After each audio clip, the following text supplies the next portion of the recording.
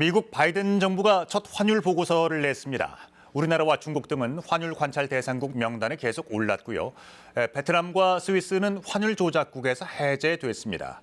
타이완도 환율 조작국이 아닌 심층 분석 대상국에만 포함시켰는데 바이든 정부가 동맹국들과의 관계 복원에 우선순위를 둔 것으로 보입니다.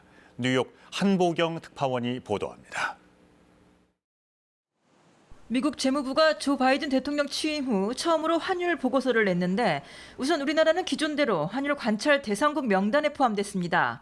아일랜드와 멕시코가 새로 지정되면서 우리나라와 중국 등 모두 11개 나라가 환율 관찰 대상국으로 평가됐습니다. 관찰 대상국은 특별한 불이익은 없는 모니터링 대상입니다. 미국 정부는 2015년 무역촉진법과 1988년 종합무역법에 기반해 대미 무역흑자 규모와 외환시장 개입 정도 등을 따져 주요 교역국들을 평가합니다. 이번 환율 보고서에서 지난해 12월 환율 조작국으로 지정됐던 베트남과 스위스는 환율 조작국에서 해제됐고 심층 분석 대상국에만 포함이 됐습니다.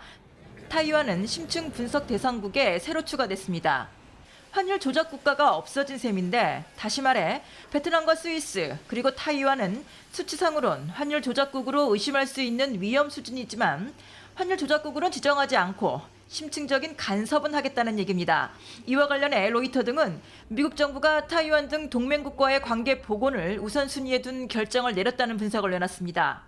바이든 정부는 미국 우선주의 정책으로 동맹국들에 대해서도 강경기조 일색이었던 이전 트럼프 정부와는 달리 동맹국들과의 협력을 강조하고 있습니다. 최근 세계적인 반도체 부족 사태에 있어서도 미국은 타이완의 TSMC의 공급 부족 문제 해결을 기대고 있는 형편입니다.